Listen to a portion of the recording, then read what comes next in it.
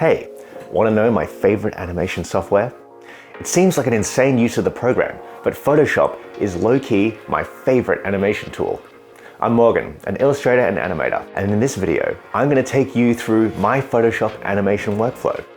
I'll be briefly covering all the basics you need to know, but this is a tutorial most suited for people with some Photoshop experience and a bit of knowledge of animation principles. You'll learn how versatile Photoshop can be when used as an animation tool, and you can apply my approach to your workflow when making your own animations in Photoshop. This animation will be a simple 2D loop using a complete shot of a character. We want to be able to see the motion clearly and create nice, broad gestures that are fun to watch on repeat. But enough preamble. Let's get started. This video is brought to you by Envato. Every type of asset for any type of project. Find and download authentic graphics, templates, photos, fonts, and so much more. Follow the link in the description and start creating now. So we're going to start from the start, and we've got our pre-made character ready to be animated. So this animation is going to be this lady skating on her little skateboard. And so I've made a few little choices about this character's design that are going to support the motion that we're going to be creating here. She has these huge puffy pants, and I've made those very hectic lime green. So that's going to be the main sort of part of the animation that's where the most motion is going to be conveyed. But I've also separated her shoes very clearly, so now her feet you can follow her feet very easily, as one of them is going to be sort of swinging side to side like a pendulum. It's going to make for a really fun, easy to read bit of motion. And for anyone who wants to follow along with me, you can actually grab this file in the link in the description below. So right now I am making some little guidelines. It's going to be very obvious what those are for in 1 second. So I'm working on a tablet here, but as this is in Photoshop, all this could be done with a mouse. It's just a little bit more convenient to use a tablet. Yeah, so this does not need to be pretty at all. This is literally just a sort of rough armature that is going to have similar proportions to our skating lady. So an armature is like a sort of skeleton that we are going to be animating that is going to provide us with a reference that we are then going to use when we add in all the details of our character over the top, so that we don't have to we can sort of break up the main animation from the secondary motion that is going to be occurring as a result of the main animation. So things like hair and clothes, we're going to animate that separately.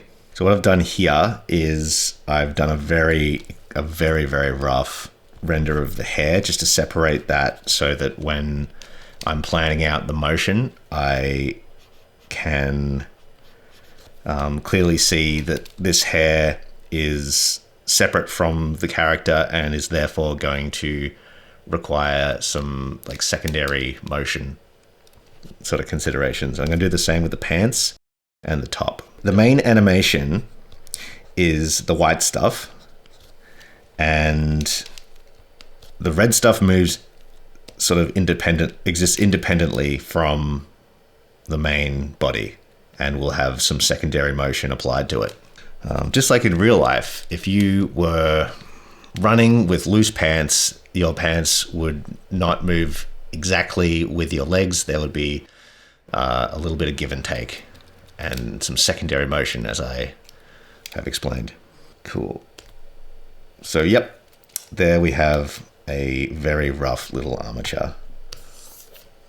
So now that we have the armature as a reference for the proportions of the character, I can now start to take that reference and use it to plot out the main motion that I want to be describing with this animation.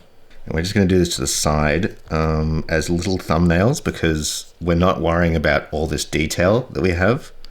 That's not important right now. The important part that we're focusing on separately is just the general motion. So that's everything like limbs, and the head, the torso, all those things.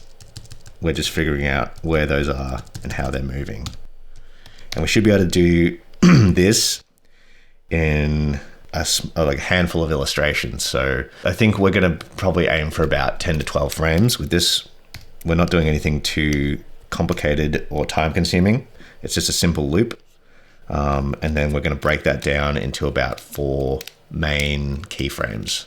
So if you're into animation, you might have heard the phrase keyframes before, and that refers to the 4 key poses that we're drawing right now that are going to provide the structure for our entire animation. And so we're going to take these 4 main poses and we are going to create some in-betweens and fill the gaps in to smooth out the animation and make it feel more natural. And you'll sort of see me just sort of chopping these apart and scribbling and sort of playing around, adjusting things, and please feel free to do that exact thing. This is why I love using Photoshop, because it's such a versatile drawing tool, and that's one of the most important sort of elements of animation is drawing. Essentially, you're just drawing something many, many times, and for me, personally, Photoshop provides a really good sort of platform for that sort of exploration, and yeah, it ends up being an amazing animation utility. And yeah, even here you can see like I love warping. I love warping my artwork, especially when I'm animating, because I love using squash and stretch and like the sort of elastic rubber hose style of animation. And in something like Photoshop, with things like warping, you can easily sort of get that effect without needing to do a crazy amount of like drawing and redrawing. It does take a little bit of practice, but yeah, I think that's the amazing thing about animating in Photoshop is you can sort of tailor it to your own approach, however you like to draw, whereas other programs might be a little bit more intuitive on the animation side, but they don't provide as versatile drawing tools that Photoshop does. So here's a little Photoshop tip. I want to warp this leg up. I can't be bothered drawing it again. So what I'm going to do is I'm just going to hit Command T and then right click and warp. And now I can just muck around and figure out exactly how I want it and click enter. There we go. So now we have 4 keyframes. These are not perfect by any stretch of the imagination, but in order to sort of clean them up and make them work as best we can, I am going to need to move to the next stage where we create our animation. So in order to do that, I'm just going to go to Window and I'm going to open up Timeline, and that's it. We've got our little timeline here, and this is going to be invaluable to us and provide us with everything we need to make a beautiful little loop. So what's happened here is we have got our layer window to the side here, but we've got this new window here, the timeline, and all our layers have been sorted into this sort of timeline, and I'll sort of demonstrate how that works now. Firstly, what I'll do is I'll separate all of these illustrations into separate layers. So I'll just use the lasso tool, which is just L for lasso. I'm highlighting those, then Command X for cut and Command V for paste. And now we've got those have been separated into their own layer, and we're going to name all of those because that's what good little animators do.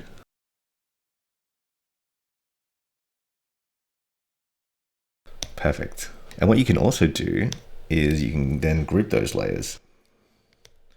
So this is our skeleton. So now we've got everything separated into its own little layer, and that group is down here, skeleton. So you've just got to sort of keep track of where you're putting everything, and you should be able to find it on the timeline. And the cool thing we can do now is we can adjust the length at which these will appear just very quickly. But before I do that, it only works if you lay things over the top of each other. These need to be sort of lined up fairly closely. So they're all lined up, and it's good to have a point of reference that you can use to overlay each illustration, and I've chosen to use this wheel. But sometimes it can be good to just put a dot somewhere, like here, before you copy everything, and then you can just line things up either there or there. Just some housekeeping tips for you. Now everything's lined up, we're going to go back into our timeline, and we're just going to drag these illustrations, which are now frames, in our animation. If you're familiar with any video editing software like, say, After Effects, using this timeline in this way should be quite familiar. So before we start making anything move, we are just going to go into our timeline. We're going to set the frame rate to 12 frames per second.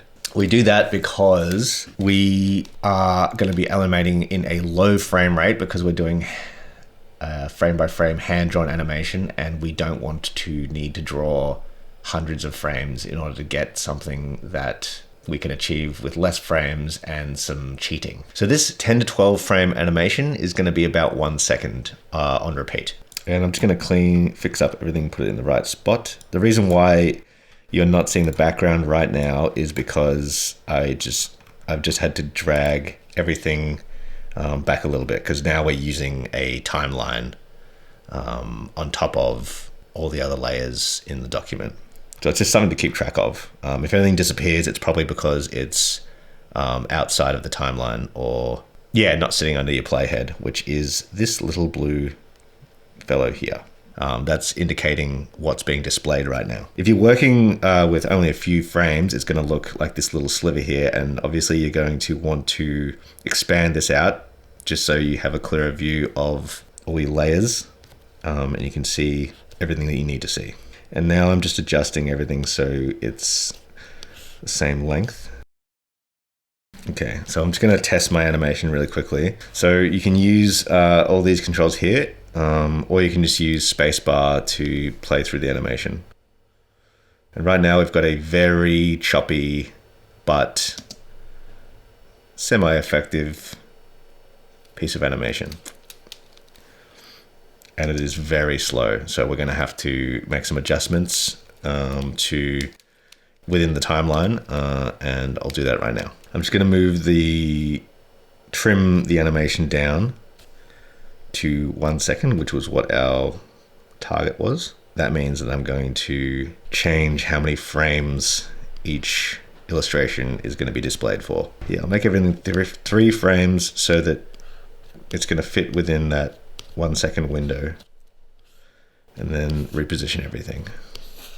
Beautiful. So that is the length we want, but obviously it's extremely choppy, and that's something that we're going to fix up very shortly. Now, what you want to do before you do anything else is, this is going to be extremely helpful. It's just where the little gear is. The loop playback feature is going to help you review your animation correctly and sort of understand it better and be able to see where you need to make adjustments. So we're just going to press spacebar, and it's going to continue to play through. So now we've got the sort of very rough keyframes laid out. I'm just going to make some little adjustments to our armature or skeleton, just to make sure everything's in proportion, so that when we move towards the in-betweens phase, we're going to have like a proper reference, so we can make the movement consistent, and the character's proportions are going to stay consistent throughout the entire animation. Okay, so now I am trying to correct some anatomy, and the way I'm going to do that is I'm going to use the previous frame as a reference. And what I've done here in the timeline is I've extended that frame so that it lines up with the next frame. Now you can see those at the same time. And in order to make it clear which frame I'm working on, I'm just going to make the first frame that I'm using as a reference, I'm going to make that translucent. So I'm just going to select the illustration, and then I'm going to press 3 on the number key, and that's going to change the opacity to 30%. So this is actually a lot like onion skins in other animation programs, but this is just my own way of doing it. And yeah, it works really well. And now with the previous frame in view, I can make some adjustments to the position of things, just because I can clearly see how I'd like the character to move or transition from each pose.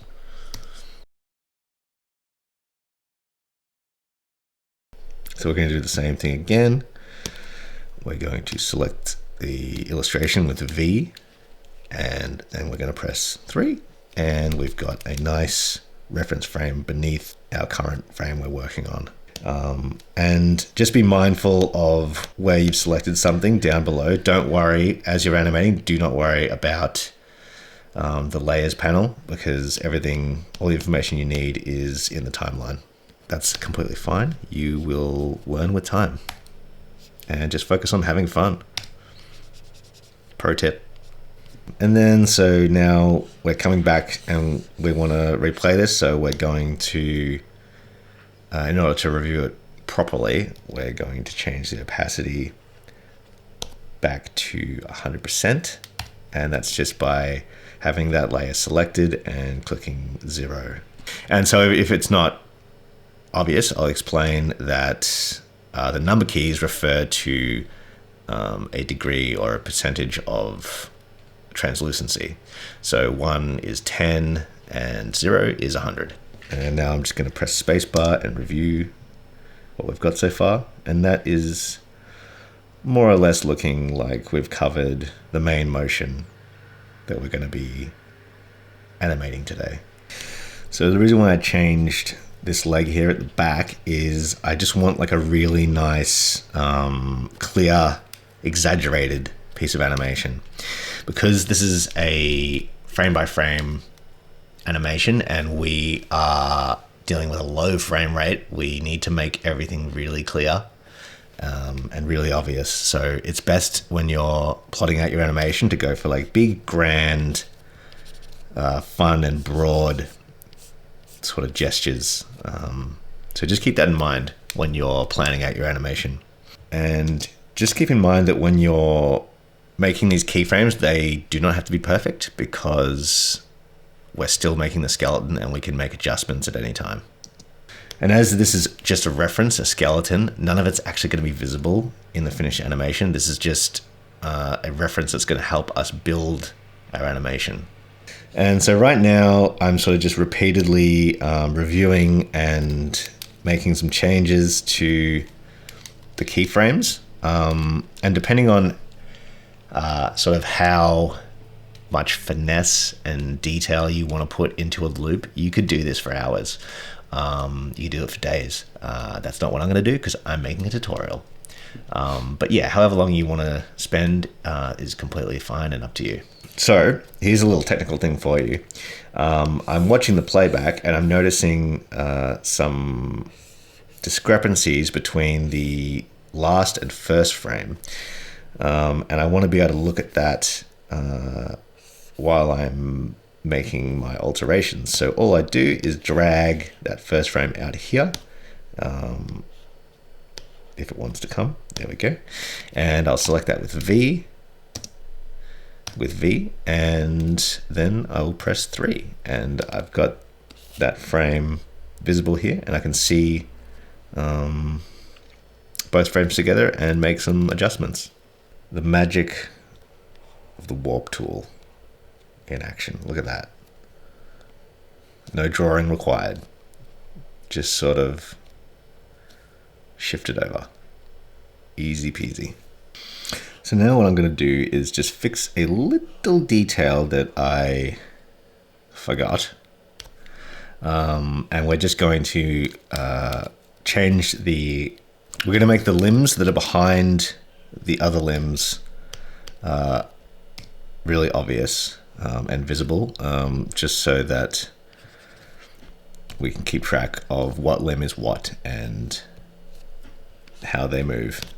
Just makes it easier to read your animation as you're making these changes. So especially here, where that one leg is in front of the other, we would just want to be able to see that really clearly while we're constructing the guide.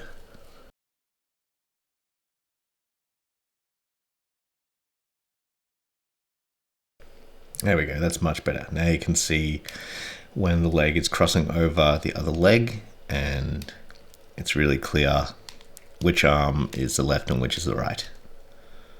And now what we're going to do is we're going to create the in-betweens that we touched on briefly before. And in order to do that, we can either create new layers to make frames from, or we can just simply copy them with Command J. Now, when you do that, you're going to get this annoying thing happen where you're going to have an illustration that takes up a whole bunch of frames. So a better way to do that is to go from your timeline, and we're going to go back into the layers panel. We're going to select the layer in the timeline, and then when we go to the layers panel, we're just going to hold Option and move that up, and it's going to create a copy in the layers panel. And back in the timeline panel, we've got an exact copy that is the correct length, so you don't have to do too much trimming, which can get a bit tedious.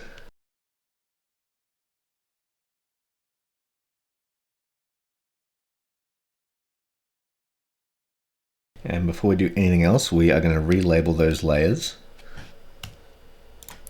just to keep everything nice and tidy. And the reason why I've come in and shortened the whole thing is because at the moment we've got 8 frames, and we're obviously aiming for a 1 second loop, but those are going to be some extra frames that we add in later on, and I'll explain that when we get to that point. So now you've got something that looks kind of similar. It's a little bit faster, obviously, and we are going to be using the faux onion skinning technique now to make some changes to these frames that we've added in order to create the in-betweens. What I've done is sort of made this weird floppy sandwich here with 3 different layers, and I'm going to make the 2 layers that I'm not working on opaque. I usually like to make the top one about 40%, and then I'll make the bottom one 20, just so it's clear which one's which. And then now I'll make this main one fully opaque.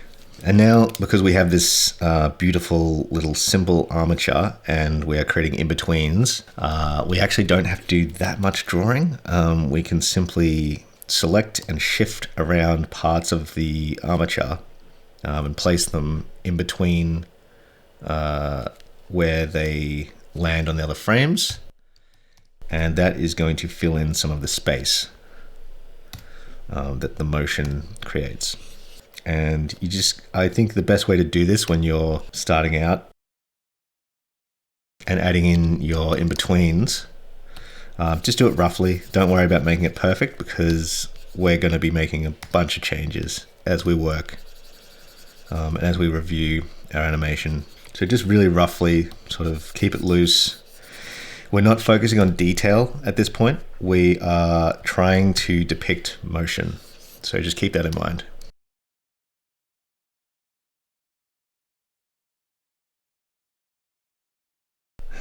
And don't let me tell you that you can't do some drawing if you want to. It's all based on your preference. Just whatever way suits you and your workflow and feels fun. So I'll be drawing some things and shifting others.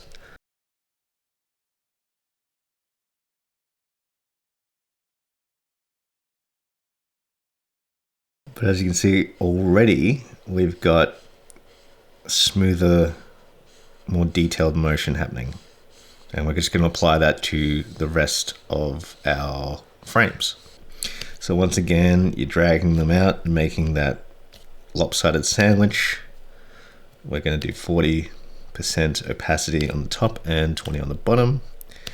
And now we've got this working layer or frame. And here's a little anatomy tip.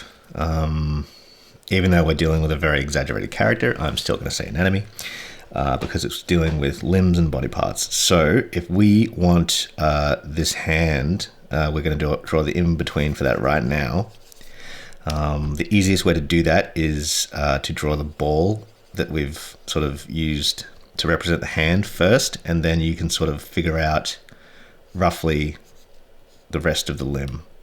But sort of it's going to be sort of a pendulum motion. And I'll show you how to sort of create like a guide that'll help you understand that better in a minute. We're just going to continue with the rest of these in-betweens.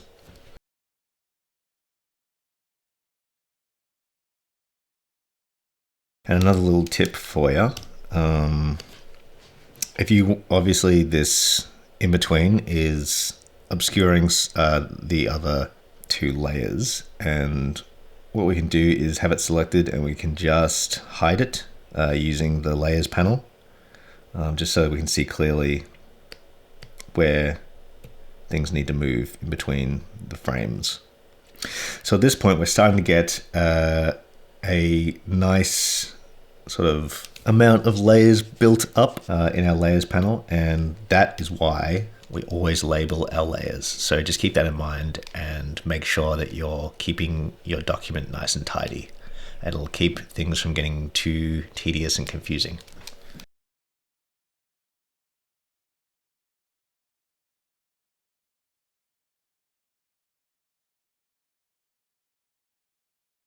So now what I'm doing is I'm adding in those extra frames that I was talking about before, because we need to complete the loop. So we need to get this final frame here to line up with this first frame.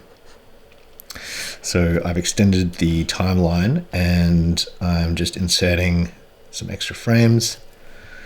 And I've got my first frame is translucent beneath, so I can use that as a reference while I look at this last frame and add in some extras to complete the loop.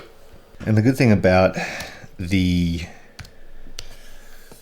skeleton or the armature is it's very easy to draw. So if I actually wanted to delete the whole thing here, which if you are going to do something like that, you just need to make sure you've lassoed it so that you are not deleting the entire illustration. You're just deleting whatever you've lassoed.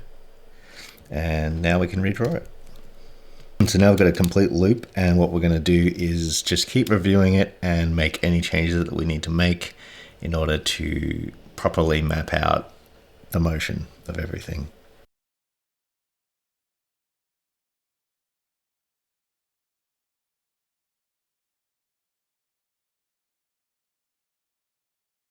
So now what I'm going to do in order to help me refine everything and make everything nice and smooth and beautiful is I'm going to create some guides for myself on a different layer than the animation. And those are just going to sit there so I can see them clearly, and they're going to help me to create smooth, nice looking animations. So what I've done is I've made another layer that sits over the top of all my animation. And if I mark here, you can see that down here in the timeline, this layer will appear like continuously throughout the loop. and it won't move. It's just a single image that sits above everything. And the first thing that I want to try and map out is the motion of this foot, because that is the biggest piece of motion and animation, and that needs a lot of work in order to look smooth and natural.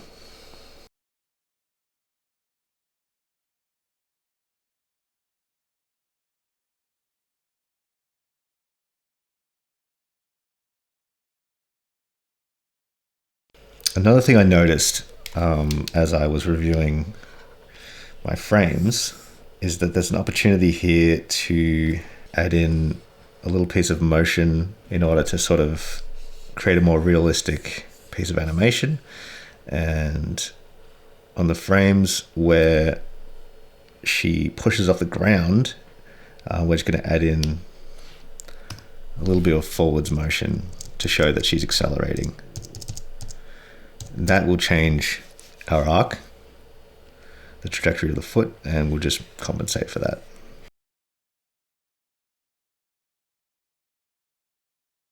It's actually really important to consider things like this while we're doing our armature or our rough animation, because it's very hard to add these things in later. It's almost impossible. So just keep that in mind. It's not a huge deal, but when it's easy to make these changes and rework the animation, this is the time to do it.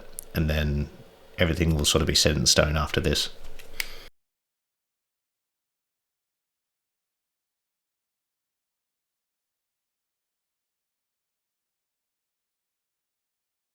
It looks like even after we've made that change, the trajectory of the foot is roughly the same. So I might even just leave that as it is. There's no need to overcomplicate things.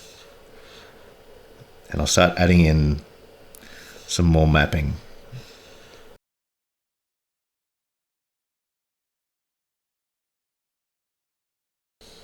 Kind of looks like a bird's head or something, but it's looks a bit weird, but we're just trying to make it into like a nice looping sort of circular shape. It just looks better, and you'll see what I mean once I make some changes to the animation.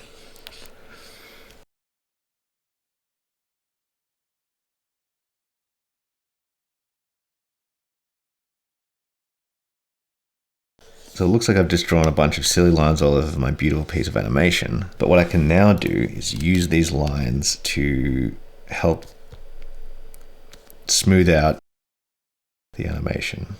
So the motion of the foot is going to be more of an arcing sort of line. It's going to sort of draw that. So basically it just lets you sort of follow like a nice natural arc and keep everything consistent as well. This is where it's really helpful, especially in this instance where I've got this short little leg. And I can very clearly see now that there's a discrepancy in the anatomy, and I can just make a quick change. You can totally do all this with your finished character animation, but it's so much easier to do at this stage. The cool thing about doing the guides on separate layers is you can turn them on and off. So now I've just got these guides for the hands, and I can focus on making the motion nice and smooth.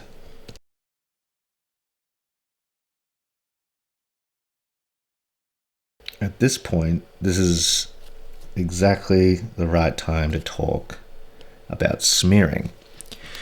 Because we are using a low frame rate and we're doing these hand-drawn frames, we have a disadvantage in that the animation is going to look quite choppy, but we also have an advantage in that we can use some really fun little visual tricks. So this big motion, the big arcing motion that we've got here with this front leg, we can exaggerate that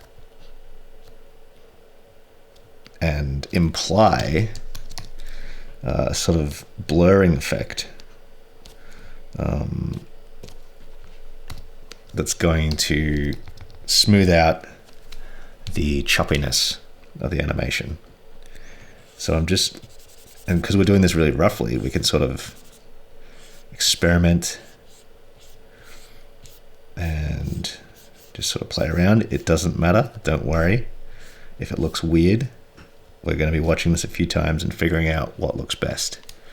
There's no perfect way to do this. You just sort of have to work with the animation that you've already done and figure out how to convey that sort of blurring effect. And even though you're missing quite a few frames and the animation is choppy, you're sort of creating this faux blurring that's going to create the illusion of smooth animation. That's why we've used our guides to create these nice sort of arcing shapes as well. So the animation is going to look as smooth as possible with as few frames as we can get away with. It's a trick. We've tricked you.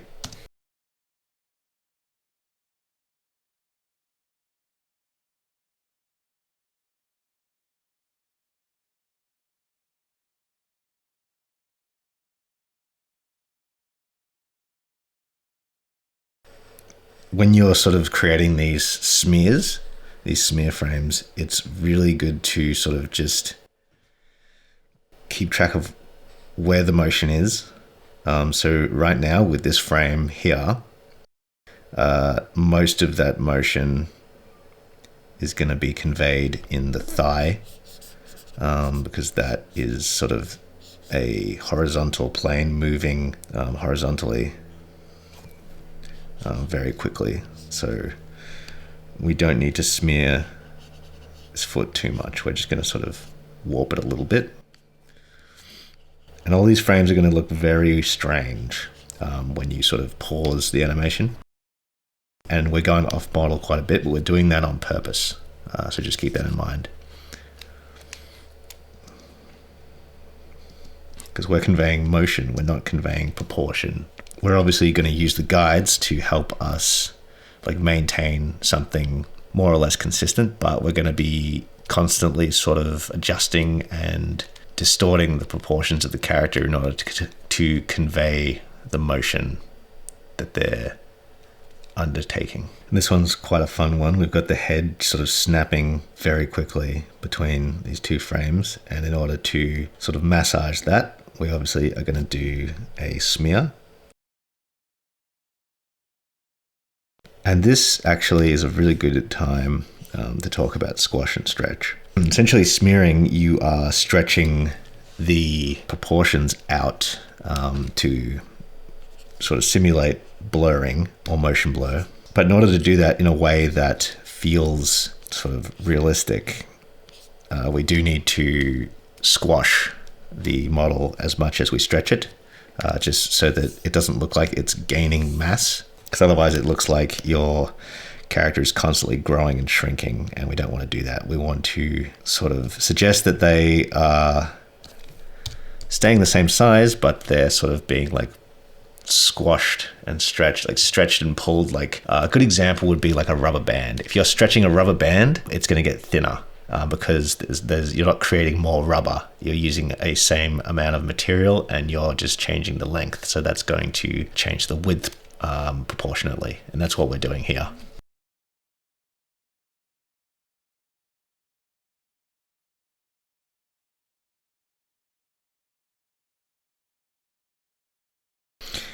Now what I'm doing here is I've actually decided that I don't love the motion that this arm and hand are doing, and I've redrawn the guide to better suit how I want it to go.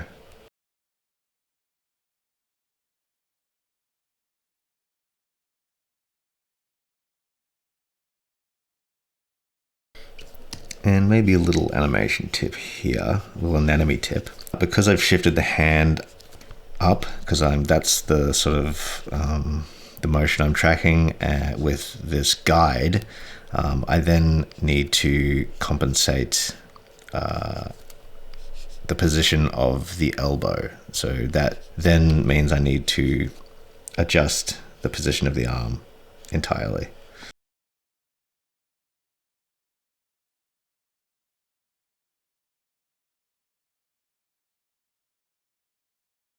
And what I've just done here is I have thrown an extra in between into the part where she's raising her foot back up to do another push, just because I thought it would give everything a little bit of extra flow. And what I've essentially done is add like some anticipation to the motion, so you can sort of see her like preparing herself for another quick sort of push, and it really helps to balance out everything and make something that feels like more natural and human.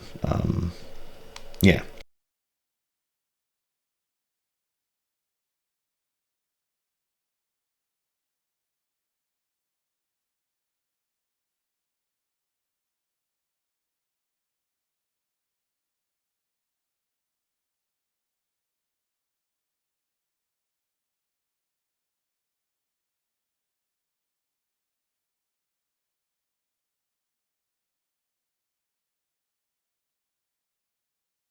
All right.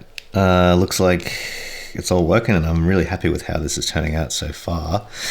So now that the main animation has been plotted out roughly, I'm just going to quickly do the secondary animation for the pants, the shirt, and the hair.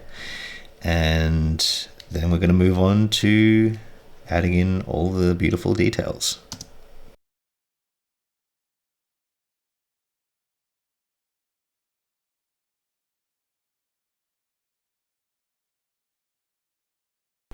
And just a quick note, I've just drawn a line down the front of her face, and I'm going to use that as a guide in case I want to do a little bit of movement in the face, but we're not going to do anything too crazy in this tutorial. But I think that's a good one to just keep note of. If you want to have anything rotate, a guide is really, really helpful just to keep track of that and plan it out before you start adding in detail.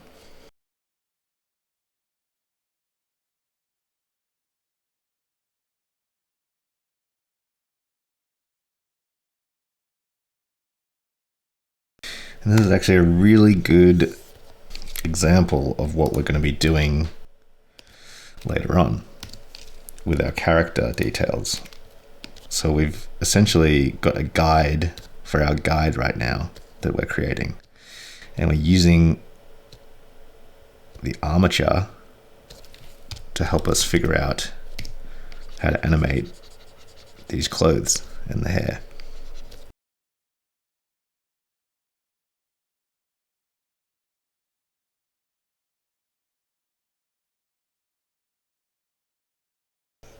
So when I'm saying secondary motion, here's a good example of what I mean. We've got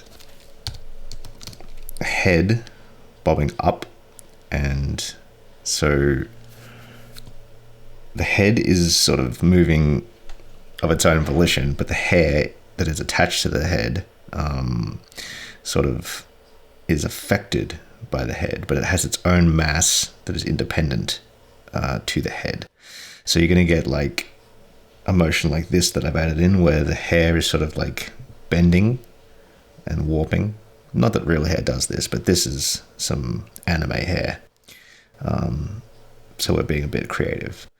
But yeah, just so that you can see that the hair is independent from the head. That's not just one uniform mass. There's like sort of different materials and volumes that are interacting with each other.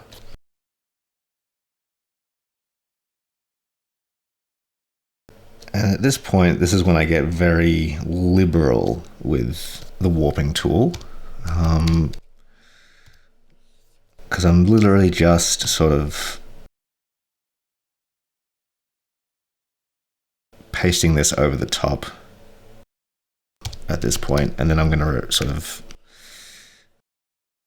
do a couple of run-throughs and review everything and figure out how I want things to move. But for now, we're just sort of laying it over the top for a very rough sort of first pass.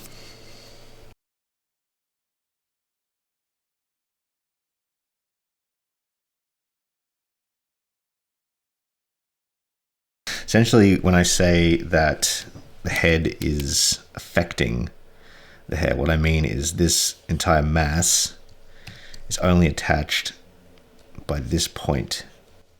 So that then means that if the head moves, the hair is going to get pulled up here at this point. And so that means that this area here is going to move up slower, or there's going to be a delay that's sort of going to occur. And that's sort of like what I'm trying to illustrate when I'm talking about secondary motion.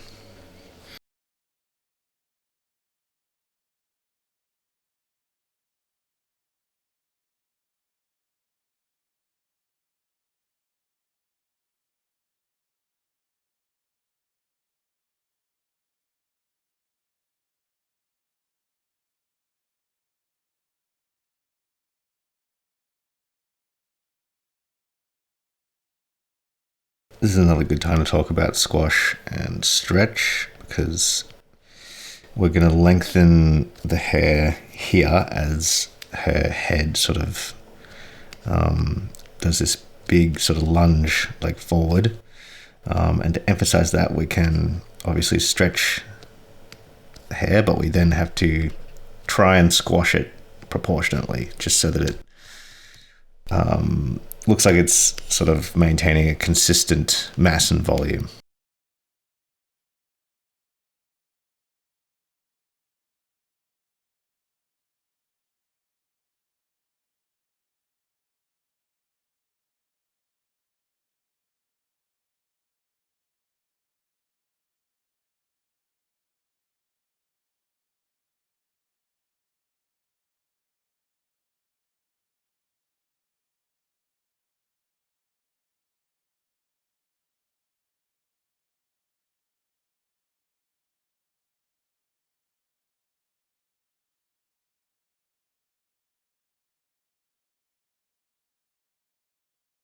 So now what I've done, if you look at the layers panel, I've got the skeleton and the secondary animation all grouped up nice and snug, and I've put those into a little folder or group called guide.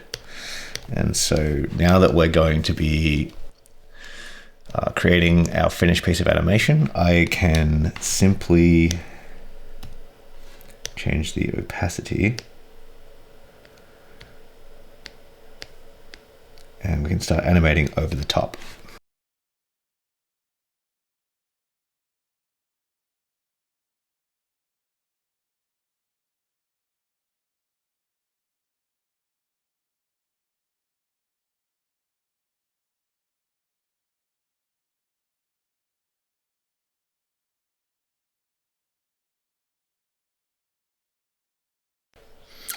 So what I've done here is I have got, and you'll notice that these two images look different.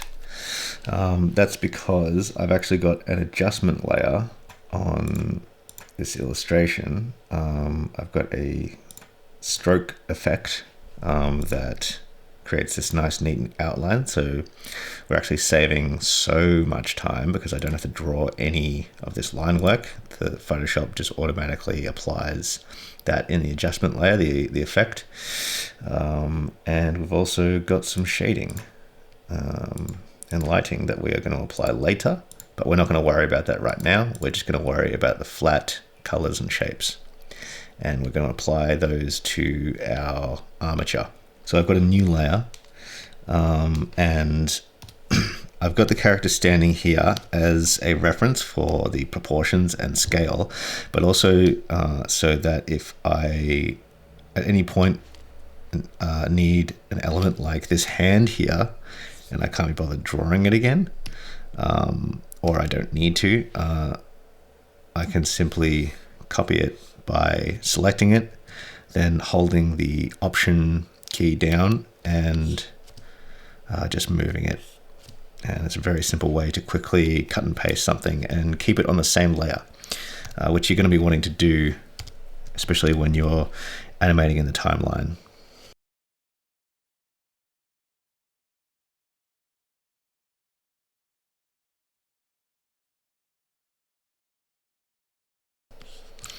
Case in point, I'm literally just grabbing this, stealing it, in fact, and using it for nefarious purposes. Just repositioning it, keeping the same basic shape. It's just I'm just being lazy. I'm just going to say it. But, you know, nothing wrong with that. And you can do it too. I give you permission to be lazy. Most of animating is actually cheating, and that's what we're doing.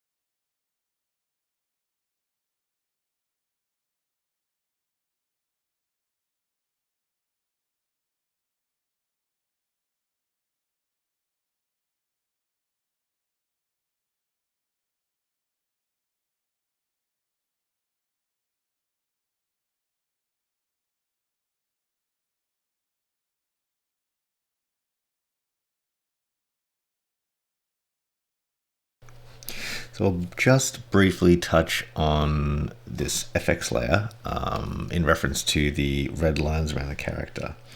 What I'm going to do is I've grouped these final animation layers, or the one that I have right now, and I'm going to go into the effects panel, which is down the bottom in the layers window, and here you can choose a bunch of different effects, and the one I want is stroke, and that is exactly not what I want. So you can adjust the width of the stroke. You can also position it outside, inside, or sort of in the middle of the bounds of the object. We're going to want to go outside. We're going to want about 4 pixels for that one. And we're going to make that same beautiful red that we've got. And everything we now draw is going to have this same red outline. So as we move on to our next frame, we're going to have that same effect applied to that frame. And we don't have to do any line work, which is wonderful.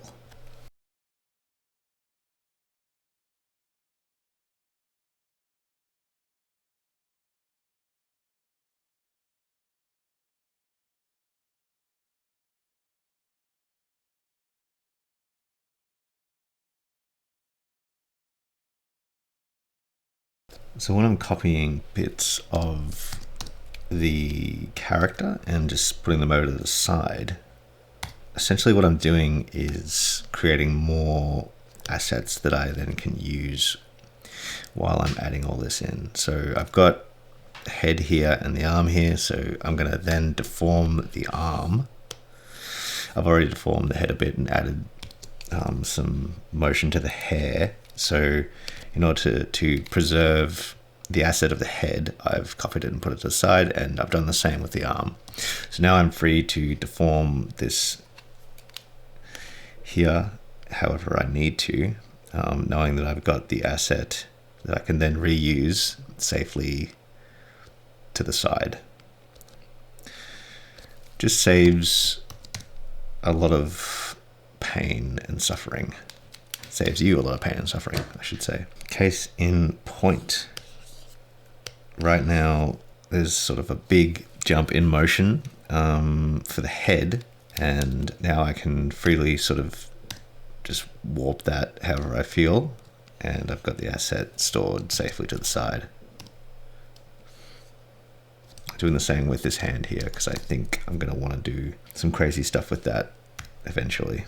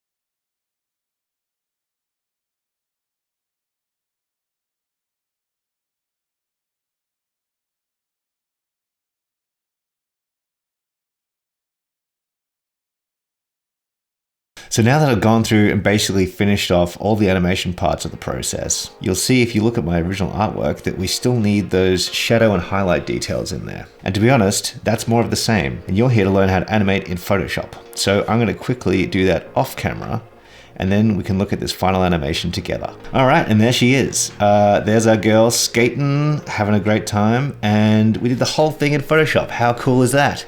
And now there's probably been a lot of time lapse in this one, because honestly, this type of animation is just a lot of repeatable tasks and minor tweaks that you have to make along the way. And that's all part of the fun.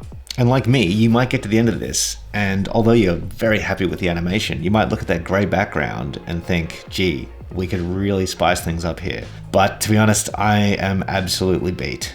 So I think I'm gonna cheat a little bit. Well, that's where Envato comes in.